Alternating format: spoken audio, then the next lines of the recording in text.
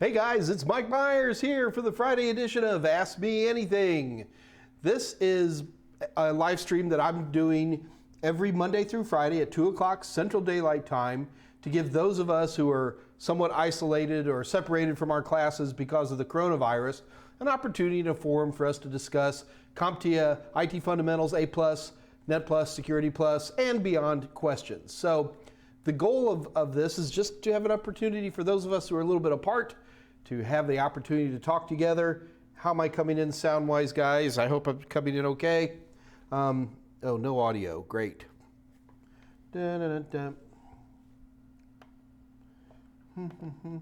Check one. Check one.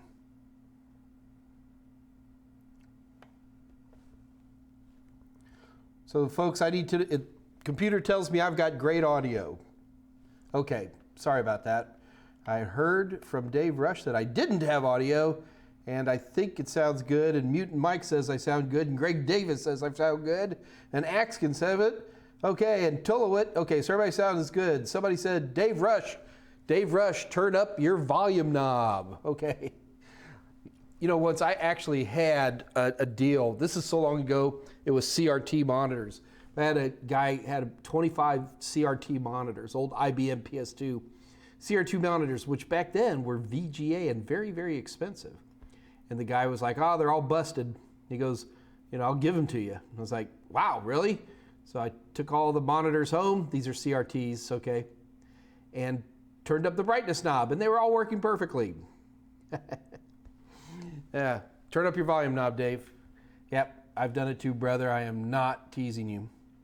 Okay, so anyway, first of all, I have lied to you. I am not ready to talk about 802.11, and the reason I'm not ready to talk about 802.11 is because I want to talk about 802.11 better than what CompTIA wants you to talk about, and as a result of that, I want to get into the multi-user MIMO versus MIMO a little bit more. There's a few things about antenna usage and data streams and colors that I just couldn't get it together in a 24-hour period. I am so sorry, guys. So what I'm going to do is Monday, I absolutely, positively guarantee you we are going to be covering 802.11, including 802.11ax. We will be going beyond where CompTIA wants us to go, but I will tell you when I think we're beyond so that you can make your own judgments. But it's a very, very cool bunch of technology, and I want to do it better than what I have, and I'm sorry, so it's going to be Monday. However, today is most certainly giving stuff away day. So what we're going to do instead is I've already got a number of questions, plus I've got a ton of questions that came in over email over the last 24 hours. So between the two of those, let's go ahead and attack that. Is that fair enough for everybody? Popcorn and drinks. Tell me, Andre, what does food taste like? You know, I'm eating turkey and gruel and diet water. One of these days, when I'm skinny again, then I'll be eating all that good food again. All right, got to just make sure I'm not getting anything else. Okay, great. I get lots of good information coming in all kinds of sites here. All right, so anyway, what we're going to do here is attack questions. So today I'm going to be giving away a book. Now, I want to make a request. We have a few people, I'm not going to name any names here, you know, it doesn't matter, but we've had a few people who have won like a lot of stuff, and I'm going to just ask, please, that next time we have a competition, if you'd, you know, I'm not going to stop you. Look, if you want to keep winning, we might have some ringers here, but just be a pal and kind of let the little kids win a couple. So anyway, we are going to definitely be giving away books today, and of course, as always, giving away at least one of the $25 gift certificates to ThinkGeek/GameStop. So be ready and pay attention because there will be a quiz. In fact, there's going to be more than one of those. Moscow, is the NSA watching us? No, but they're watching you if you're from Moscow. Average Joe's Do you get time before the Network Plus online test to set up the whiteboard for subnetting? No, you don't. I mean, for me, if I'm going to learn how to do subnetting, the only thing I have to remember is the number 128. You guys don't know what I'm talking about. Oh, man, come on, you have to watch my videos. So to remember how to do subnetting, what you want to do is break down your 8 bits within a block, right? So you type in 128, 64, you write 128 in the upper left-hand corner. Then what's half of 128? 64. What's half of 64? 32. What's half of 32? 16. What's half of 16? 8, 4, 2, 1. Get it? So you've got your 8 values there, so you can very, very quickly do your conversions one way or the other. Okay, so no, you don't get any extra time to do that.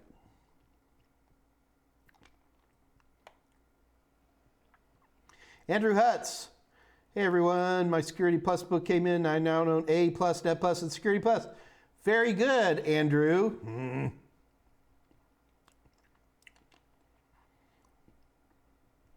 Lots of hellos. Upcoming tech. Hello, Mike. Why is Mac better for video editing? I disagree. We use Adobe Creative Cloud for just about everything, and it works great on either Macs or on Windows systems. Now, if you really want to get me to say something good about a Mac, go, hey Mike, why is Mac better for programming, for a programmer's interface? I would have to tell you, after watching Michael Smyer for a while, I'm pretty much sold that if I was writing code for a living, I'd be running on a Mac.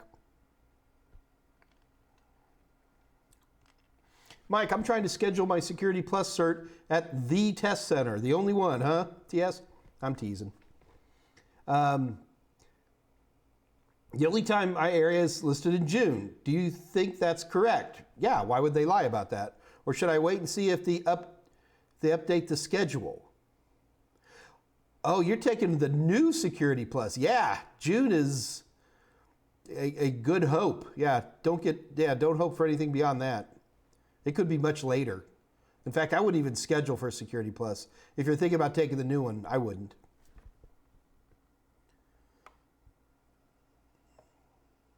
Yeah, it is Friday, Gino, and yeah, all I'm going to be doing all weekend is working on 802.11.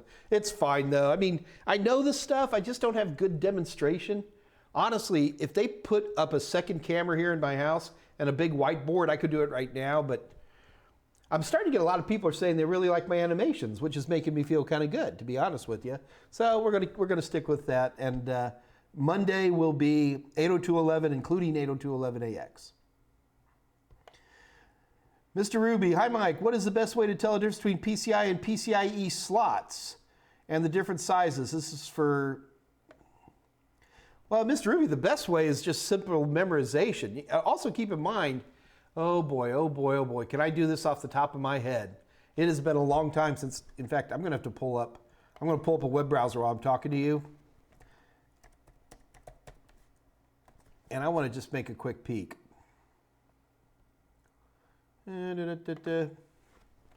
PCIe slot.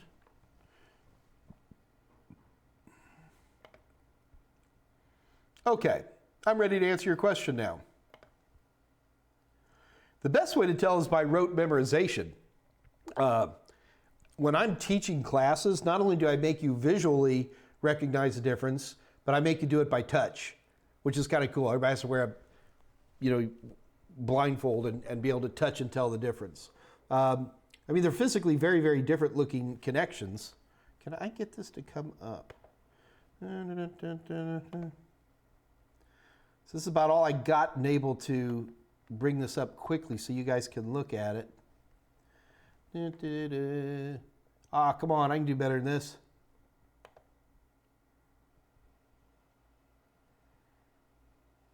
Ooh, here we go.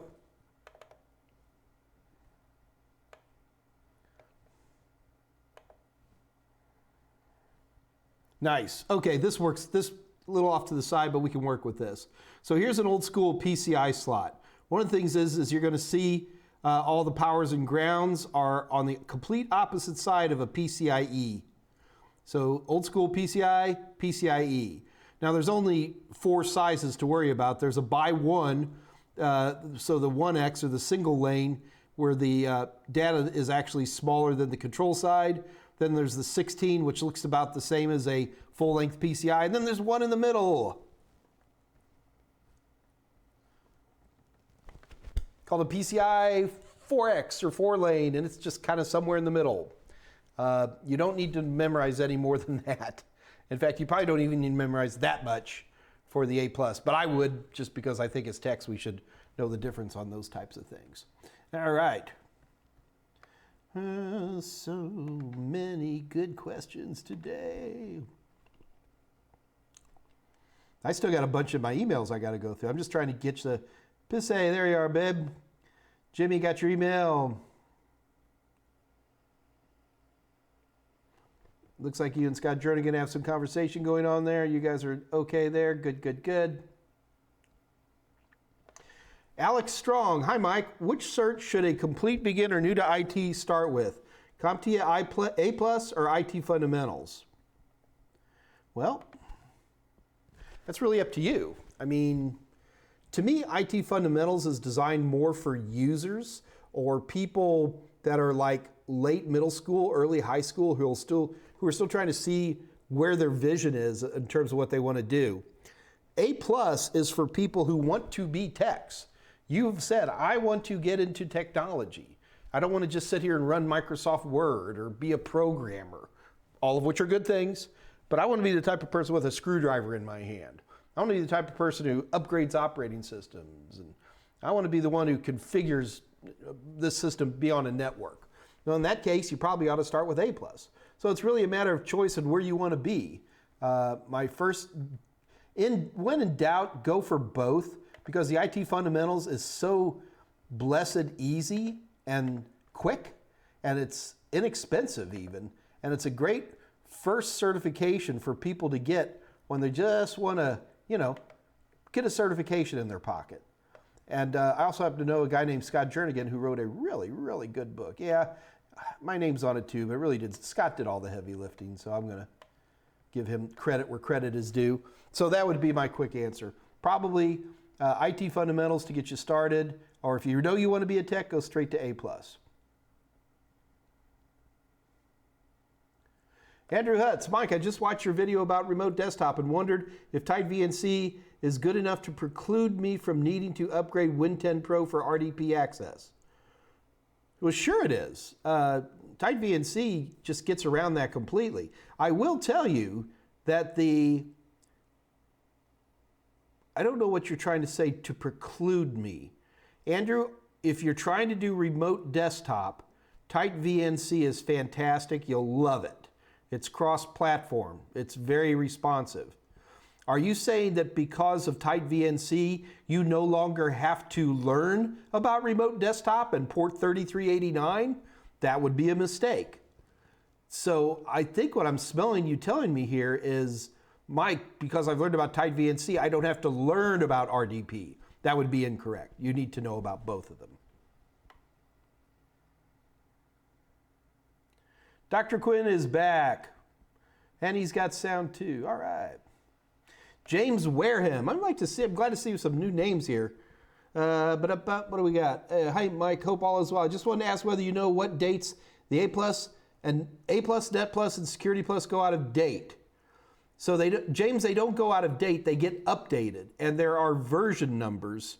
A+ and Net Plus were both updated fairly recently, so that's not going to be a concern for you. Security Plus has had a recent update. So Security Plus is going to be updated sometime this year. It'll happen in 2020. Net Plus will probably be 2021, and A+ will probably be 2022. What you got to do is you have to watch the version numbers. So we don't talk about the year of a exam. We talk about the number. For example, like right now, the current A+ is 220-1001 and 220-1002. I have no interest in any dates with it. What I am interested in is a couple of years from now when CompTIA comes back and goes, we're going to update this to probably 220-2001 and 220-2002. So never talk about dates. They all get refreshed about every 3 years.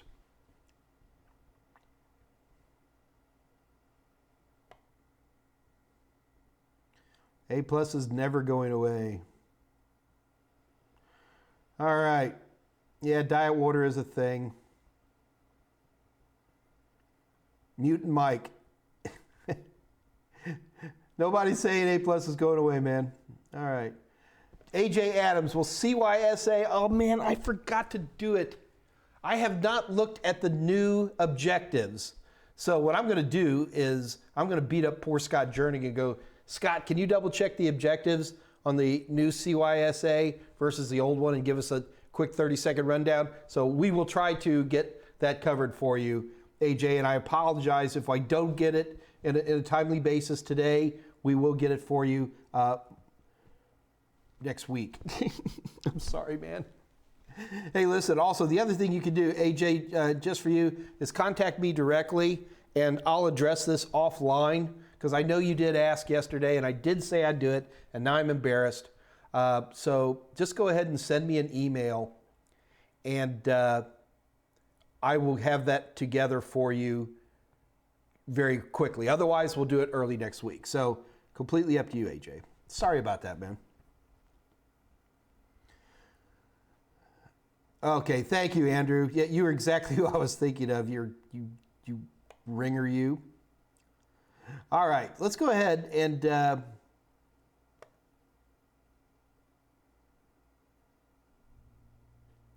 Sam Merker, we can cover those topics, but the problem is right now, I need people to ask me questions. What do you want to cover?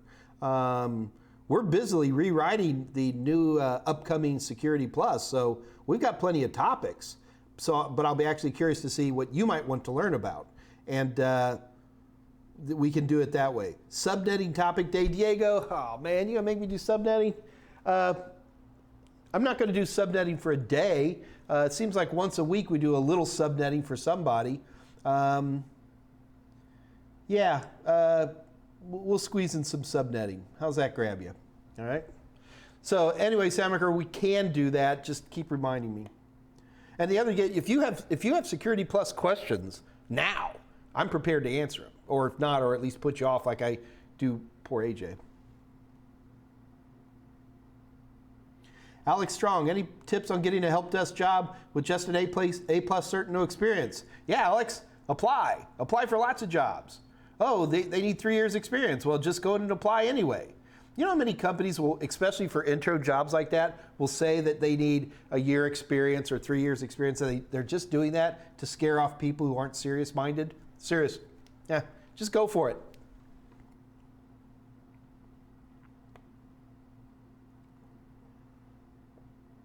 Mutant Mike, I've been taking the CBT Nuggets. CBT Nuggets, okay. Well, it's not a terrible thing. And can't get past 65 on a practice test. Which CBT Nuggets are you taking, Mutant Mike? And you might want to consider a second source. Tolowit, you edit on a Premiere Pro. Good man. So for the record, we do mainly do most of our editing on Mac devices around here.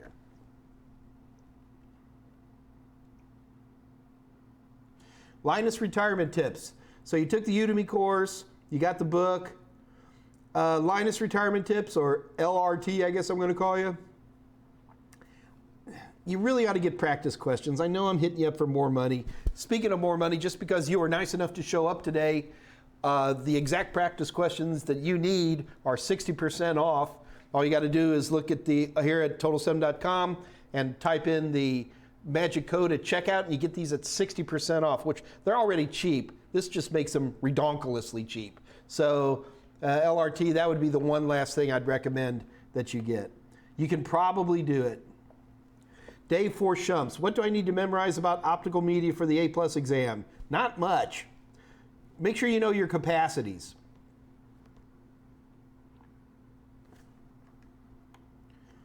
Is the current Security Plus test available to take now as opposed to waiting for the new one? Andrew Hutz, yeah, you can go take it right now. Scott, what's the number for the current Security Plus? Is it 501? I forget. Yeah, you can take it. You can probably online. You probably take it tomorrow if you wanted. And here's the other thing to remember. Like, there's no reason to ever wait for a next exam. You just take the current's 501. SY0 501. There's no reason to wait for a next exam. You just take it. Nobody's going to quiz you. You're not going to be sitting here for a job. They're going to go, oh, you got Security Plus. Did you take the 501 or the 601? Nobody cares. And they don't care what your score is either. D for diploma. People get into a big panic about this. So don't do that.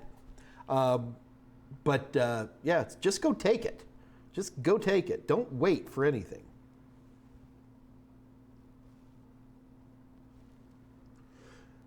Alex Strong, hi Mike, what's the best, easiest way to learn subnetting? Do it a lot.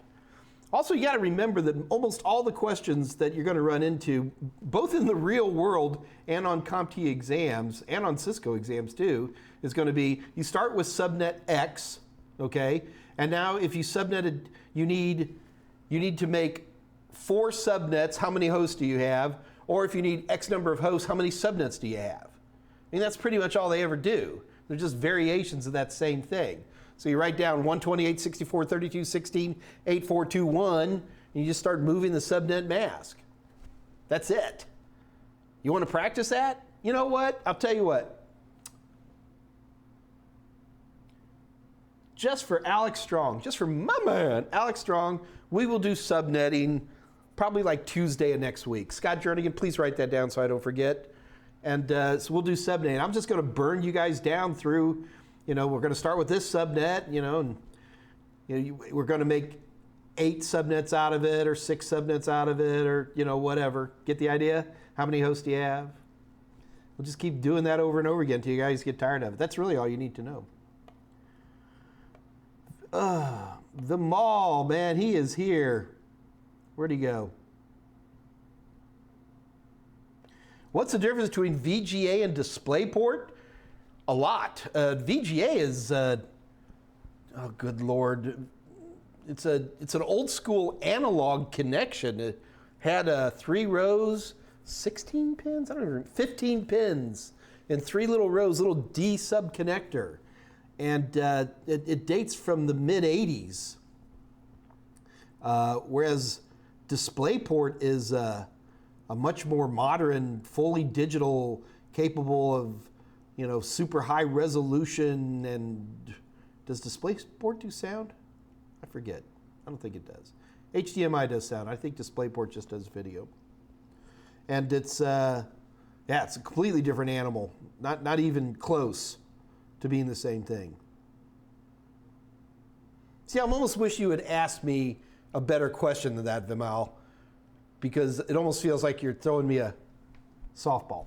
Speaking of softballs, I did get a good question, and we're going to have some competitions here, so let's go ahead and do one of those. One of these, and this shows up on A+, Net+, and it's the difference between TIA 568A versus TIA 568B connectors when you're doing RJ45. And somebody's telling me, Mike, is there an easy way to tell the difference? And there is. There's actually a very easy way. DisplayPort supports sound. Thank you, Scott. So what I want to do real quick is show you how to do this. It's actually pretty easy. So this is the 8 pins that are, underneath this. It would still be in the jacket, and then we're going to shove this into a crimper, and we're going to crimp it down. The little tab part of the crimper is underneath us. And so we number these wires 1 through 8 going from left to right, okay? So if you remember that part, the rest is fairly easy. First of all, remember it's always going to be stripe solid, stripe solid, stripe solid, stripe solid. Get that? First of all, then you're going to have brown is always going to be on the far right. No matter what happens, brown is on the right. Also, blues are always going to be in the middle. Got it? So whether it's 568A or 568B, this is always going to be the same. Blues are in the middle, browns are on the far right. So the only question is where does orange and green go? Guys ready? Here we go. So here's 568A on the left, 568B on the right. Now we haven't added the orange and the greens yet, so it's easy. 568A, A is an apple, A is an alphabetical. So if it's alphabetical, G comes before O. Get the idea? So we're going to put in our greenies, and then we're going to split the oranges. And that's 568A. Now if it's 568B, B stands for backwards. So this is not in alphabetical order, it's backwards. So put O before G. So in this case, we put the oranges at the far left, and then we split the greens. I'm going to leave that up there for a minute and let you guys stare at it to make sure that you're comfortable conceptually with that, because these are known questions that we run into on the exams. Yeah, that was a good question somebody had sent. I've got a number more, but I got a lot more questions coming in. Questions are coming in left and right, which is great.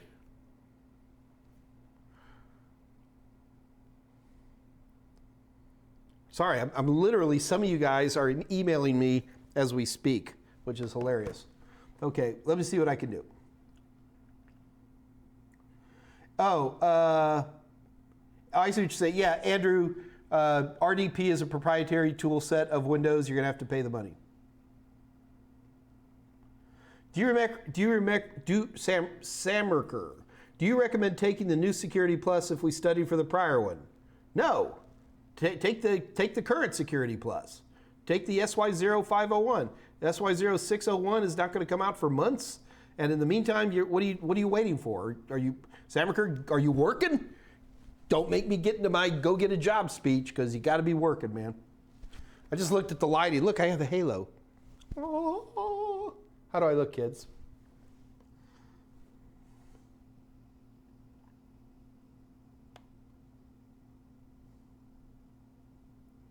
Average Joe's, do you get to set up your whiteboard before the online test?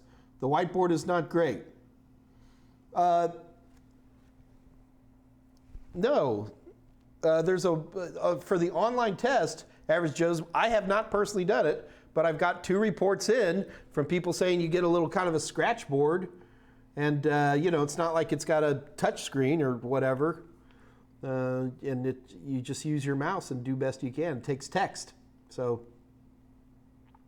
I guess the other choice is that, thanks AJ Adams, we will definitely do that. I am so sorry, brother. I'm really not forgetting about you. So Average Joe's, I mean, if you don't like the online test, then that might be a good excuse to hang on and maybe wait to take it at a testing center. Also, a lot of schools are going to be the last things to open up, but you might want to see what you can do in terms of see what View has open. I have not checked, and I don't think that they're all closed. Steve from Canada is here. Steve, you're from Canada? Do you know Bob? Yeah, Steve. Trying to get these guys to watch Letterkenny and Corner Gas. They won't do it. Axe, are you a believer of putting your home devices on a guest network? No. My home devices. So like this laptop is a device at home. It's not on a home net. I mean, it's on a network. I don't know what you mean by a home network. What's a home network? Or a guest network? Or you mean like a wireless guest network where I could set up a secondary SSID and set it up as guest and stuff like that? No, I wouldn't do that. I've had a few situations where I've set up a secondary guest wireless network just because I get tired of having to give away personal shared keys on my big network. That's about it. I'm fairly trustworthy in that department. For somebody who's that paranoid, Axe, you'd be surprised. In that particular case, I haven't had much trouble.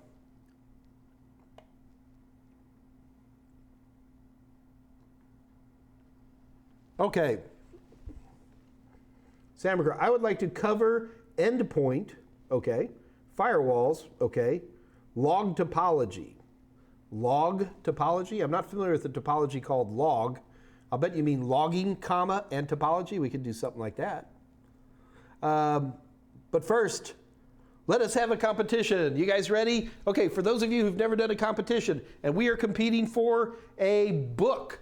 Now, I got to keep in mind, if you are from a really weird place like Canada, we may not be able to ship it there. I'm kidding. Canada's okay. But if you are listening in from Syria or Kazakhstan, I got to warn you that sometimes we may not be able to deliver books. We will work hard to come up with an alternative for you. But for those of you, we are able to ship internationally for the most part, usually through Amazon. So we're about to give away a book, and you get to make your choice between the A+, Net Plus, or Security Plus book. So you guys ready? So here is how we're going to do this competition. The first person to type something in correctly wins, okay? So, yeah, Bob, I'm just making jokes. Okay, you guys ready? So here's the test. Really, the first one who types it in wins, all right? We've only really done one. EIA 568B, what color is the 5th wire? Numbered the way Mike showed you. Bob Slidell, there you go. EIA 568B, what color is the 5th wire? First person to type it in wins a book. EIA 568B is in Baker. What color is the 5th wire?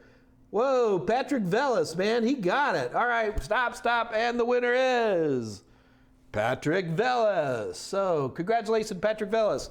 Patrick, what you need to do right now is contact Kathy Yale at kathy@totalsem.com and just send her your email address and we will help you out from there. So, Patrick, winner of the book, congratulations. We're not done today, folks. We're only halfway done. I got more stuff to give away. So don't panic.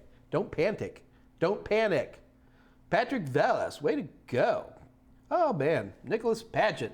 Jacob Taber. Everybody's here today. Don't you kids have homes? It's a Friday. I guarantee you here in about 28 more minutes. Yeah, we're not going to go 1 minute over today. I'm going to have a small, modest celebration. All right. No, CP class man, you weren't. Sorry. And for the other thing, my tests here for prizes are completely unfair. Just totally unfair. I make a choice and it wins. But don't worry. The problem is that thank you, Denzel. That's exactly. So it's whoever I see first. That's how it goes. And don't worry about it, because the other thing is we're going to keep giving away stuff. We're giving away stuff almost every day, about every other day here. And Fridays is our big giveaway day. So don't be disappointed if you miss one. There's lots more coming. All right.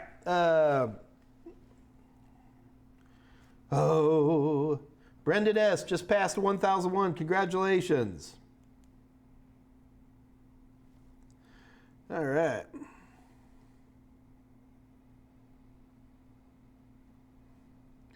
All right, so I've got lots more questions that I want to run through real quick. And these are questions that you guys have sent me over the last 24 hours. And we'll just answer what I can answer for you guys. You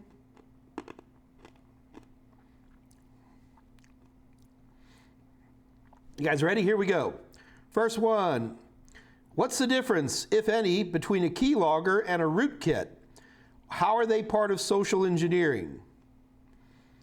Well, there's a tremendous amount of difference between a keylogger and a rootkit. They are very, very different guys. Allison, you're cute. A keylogger is a device that could be either hardware or software whose only job is to capture, capture keys that you're typing in. I've got a wonderful little USB device. So there you go. So it captures stuff. A rootkit is kind of an old-fashioned thing. You don't really see them anymore. That can, in the boot level, let's just call it the boot level of the system, can store stuff at a very high privilege level relative to what the CPU's permissions are. Don't confuse these with NTFS, and it can do naughty, naughty things.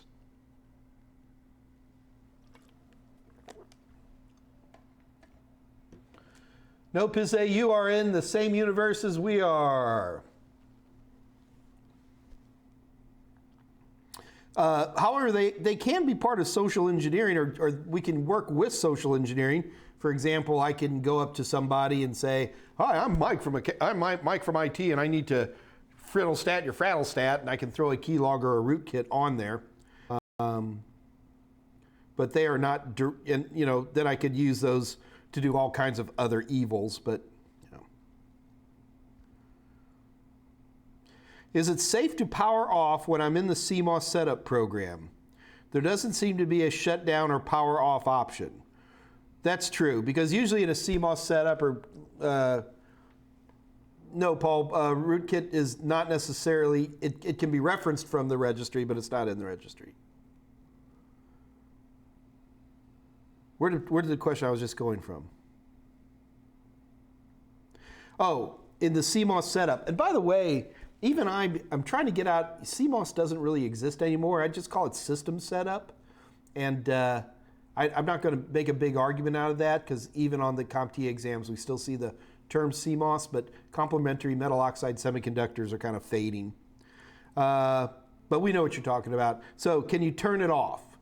Yes, but you won't save anything. I mean, that's about it. Because if you hit save, you in a system setup, it's going to be like a save and reboot. Press F10 to save and reboot. So you wouldn't want to do that. You would just want to hit save, or save and exit and not save. In fact, that's it. Save and exit, exit and not save. Usually options there at the bottom.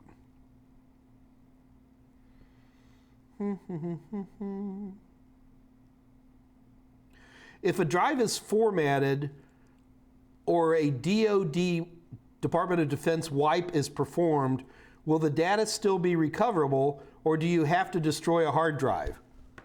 Well, you never have to destroy a hard drive. I think what we're talking about here is a recycle situation. And depending on the recycle situation, how your mass storage is saved really depends on who's telling you what to do. If you want to wipe a drive and wipe it good, formatting's not going to do it. I can recover data from a formatted drive fairly easily, not that hard. Especially if it was made with a single partition, I can try that first, and if it is, then it's usually very easy for me to recover data. I just basically rebuild the master, I rebuild the boot partition and just go, not that hard. If you do a DoD wipe, which is going to be the 7 wipes at the different, all zeros, all ones, random, and all that stuff, I'm not going to be able to recover from it. I don't know. I've worked with a lot of federal agencies that have guns in 3 letters, and I don't think they could recover from that either, to be honest with you. I guess it just depends on how important you are. So if you do a DoD wipe, the data is going to be pretty much gone. Now, what I think this person is asking me is they're then saying, well, do I still have to throw it away? You don't have to ever throw away a hard drive. Why throw away a perfectly good hard drive? You're going to throw away a hard drive because somebody above you who's telling you how you're supposed to recycle says it.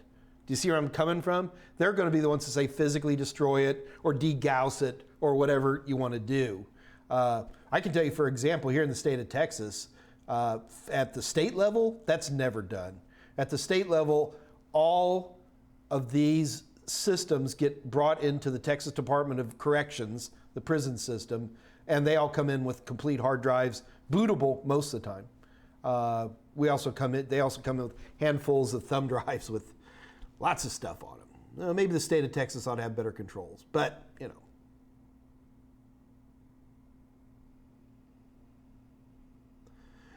Okay, we got some more questions in. White, orange, orange, white. I'm going to bring this back up, guys. I thought this would be really straightforward. Let's take a look at this one more time.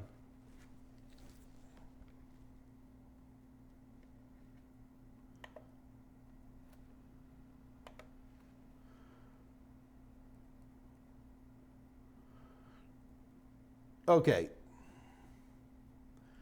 So if you're looking at this connection, all right, the actual crimp itself the little tab is going to be on the other side of this guy, okay?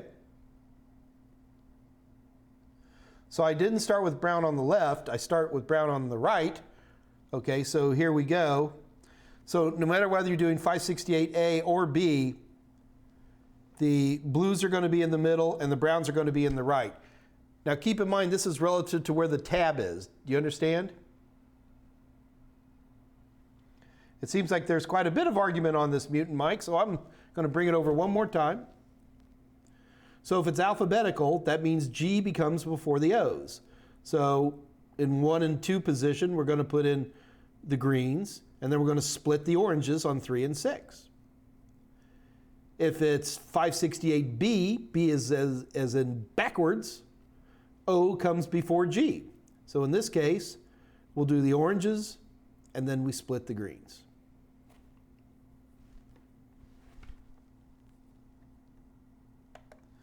So you have to be careful, guys. I probably discussed this different ways. And the thing, I don't have an extra little tab in front of me. The RJ45 tab, the RJ45, the little thing, the tab on the bottom. You have to think about where that is relative, because you could turn that thing either way, right? Does that make sense? Okay.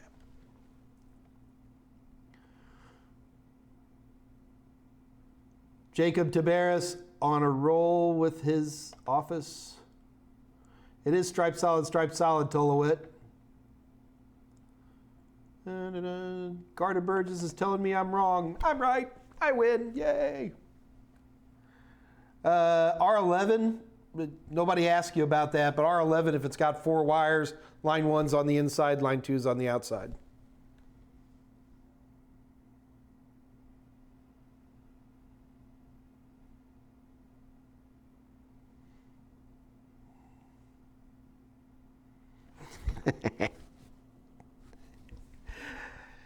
All right, guys, I'll tell you what. I'm going to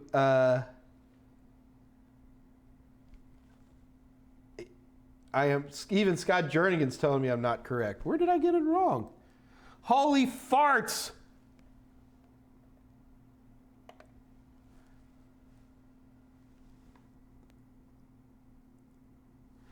It's the blues I got backwards. God bless it.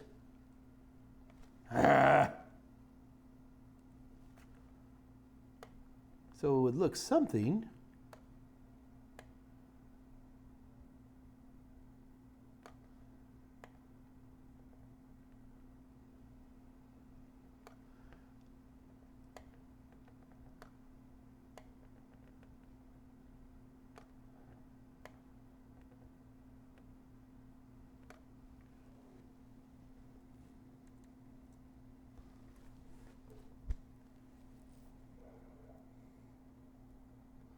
There we go.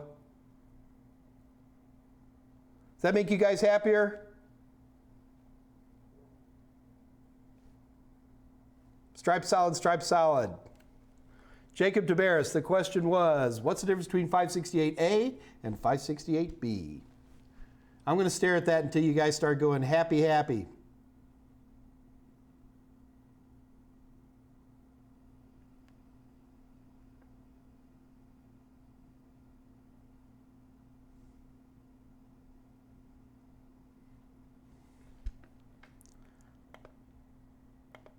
Well,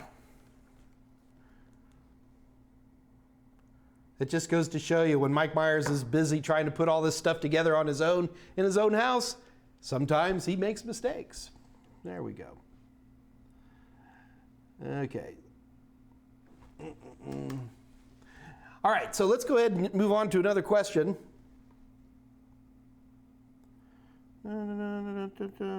In Linux, what is the difference between the apt and the apt-get program? Okay, that's a good question. Let's do that one. First of all,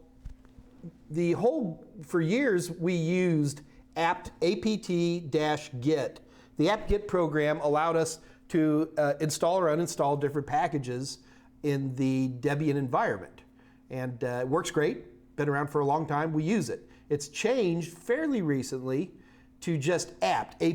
So since Kali Linux is an example of that. Let's just go ahead and use that. And I could show you exactly what we're talking about.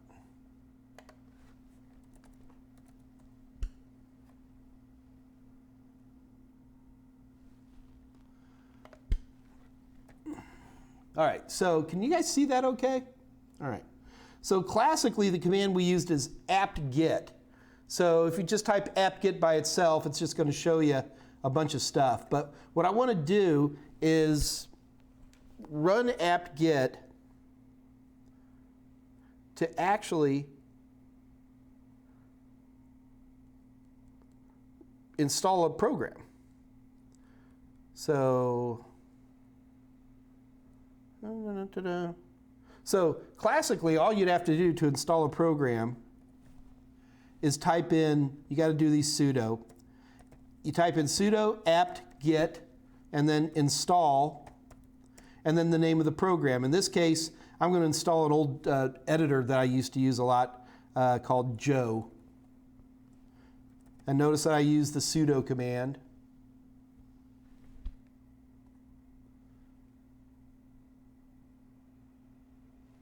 And what you're actually watching is the Joe program is automatically installed.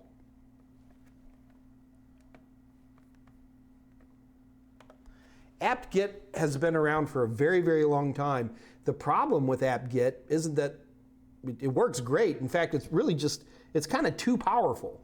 And so that's why the powers that be with Linux, now you got to be careful here. apt-get is not deprecated, okay? And in fact, when you take CompTIA exams, you'll still see the word apt-get a lot. And you're going to think, oh, that's old-fashioned and it's gone. Well, it's not. apt-get still works just fine. You saw it right here. But the important thing is that it's been, for the most part, replaced by apt, just apt. So I'm trying to find a good example I could show for you guys here. Most of the apt-get commands that you know from Linux also work exactly the same with apt. There's no change whatsoever. Apt will do a couple other kind of acute things. So here, let's do one real quick while we're here.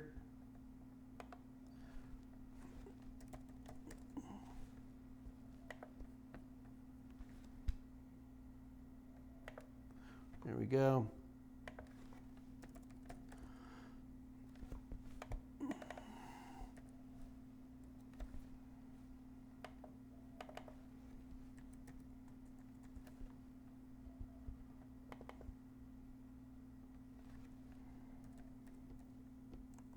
Get my sudo in there.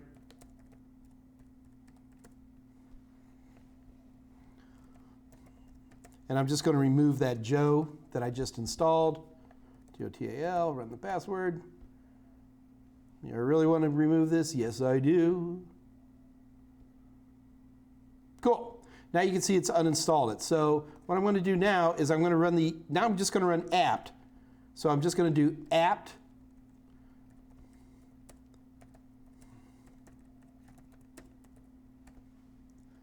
Now watch this time when I install it. Oh, look, we get a little progress bar. Honestly, folks, I am such old school when it comes to apt-get that I automatically run it. But do keep in mind that the apt command is there. It has a couple of search features, which I've never used, that apt-get doesn't have.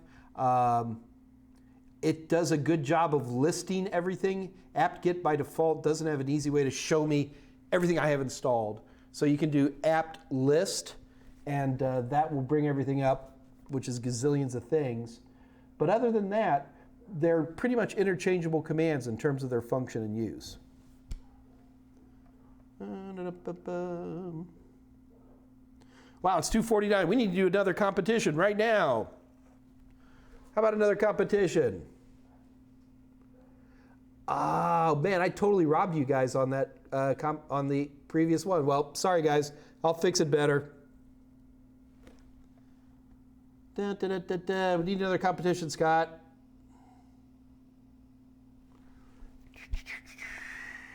What sounds fun this time? Everybody's ready.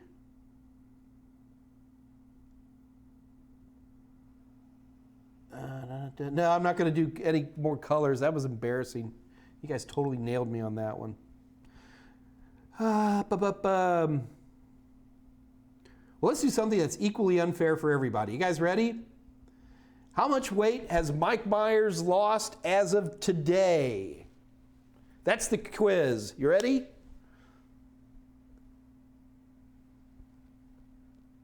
First person to write down how much weight I've lost in the last 2 months is going to win a book. Now, keep going, guys. We're going to let this one run for a while. I want to see somebody get close. Oh, Mutant Mike, I wish I lost 55 pounds. I haven't.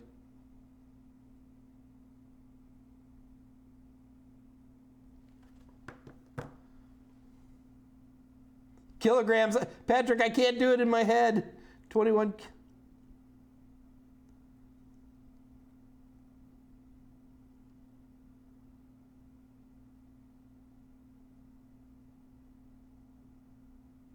Okay, looks like everybody's typed in. We got a couple of doublers. I've lost 24 pounds, folks. So, I thought I saw a couple of 24s in there. Stand so close, brother. Gino, one day I will be at 48 pounds. I'm not there yet. Oh, LCK, so close. Didn't somebody? Jacob Tabaris. Good Lord, Jacob.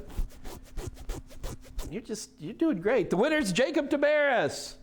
Ta-da, ba-da-ba-da-ba-ba-ba. Jacob, you get to win A plus, Net Plus, or Security Plus book of your choice. All you have to do is, yeah, Paul, I've got all kinds of problems with my sewer pipes around here. No, I don't anymore. They're all beautiful now. All right. Jacob, you're the winner. Congratulations to you. Be sure to contact Kathy Yale, Kathy Y at TotalSim.com to pick up your book. We are not done giving stuff away yet, though. I can't believe I got that stupid cabling thing wrong. I was in such a hurry. I was trying to get at least one quick graphic down, and I'm literally making this thing up until like 2 seconds before I turned on and I got the blue and the blue light spun around.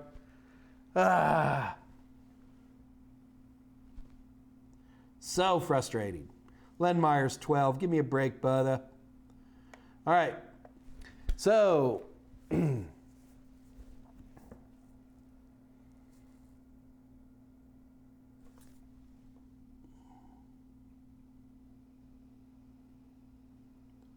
guys, remember the thing about questions. Mike Meyers is wrong, but whoever he says is the winner is still the winner. Just so we can avoid these kinds of things. I'm wrong every dang day of the week, kids. I can see Scott Jernigan right now going, oh God, why didn't I double check Mike's graphic?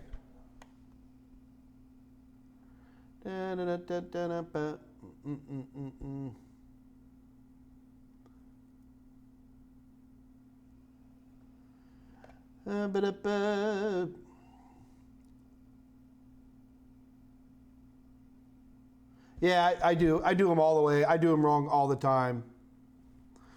All right, I'm going to try to get to at least one more question if I can. Okay, here's another question I got. When we add RAM modules, do we have to upgrade the power supply or add additional cooling? Generally, no. In fact, the situations where you would run into where adding RAM would need you to add more cooling or power would be if you have already pushed a power supply to its very edge and you're putting a lot of RAM in. RAM doesn't eat that much RAM. RAM doesn't eat that much power relative to, say, a bunch of hard drives, spinning drives or something like that.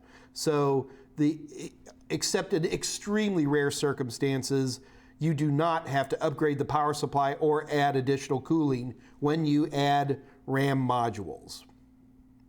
Not to say there couldn't be some things here. Oh, Paul Murphy, me and my typos have been around for a long time.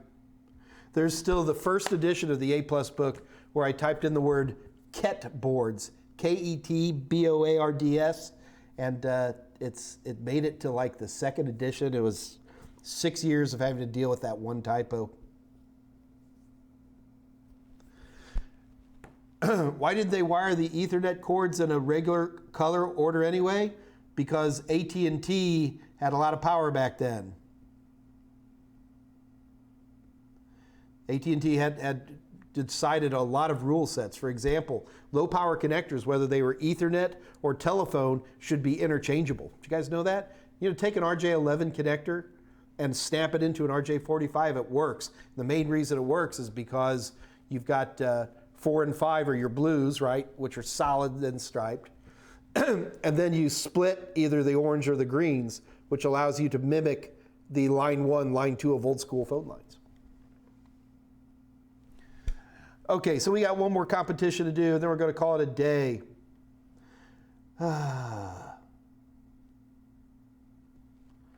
One more good competition. Let's make it fun. Let's make it interesting.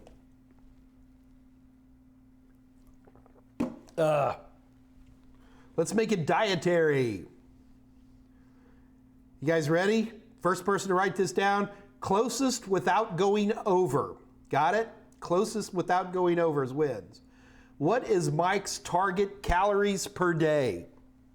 What is Mike's target calories today? The person who gets this the closest without going over gets a $25 gift certificate from thinkgeek.com.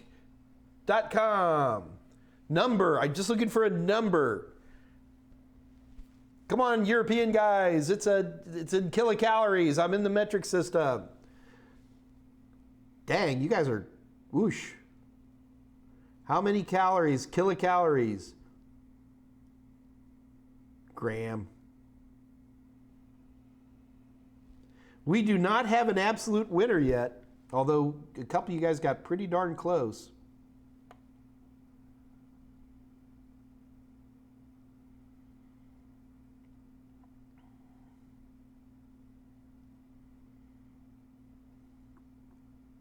Keep going, guys.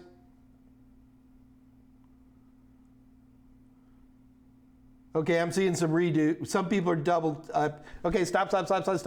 Where is it? The right answer is 1750.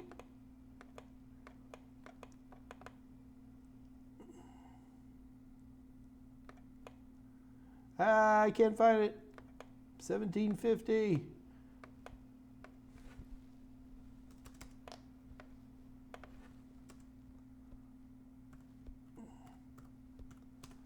I'm finding it.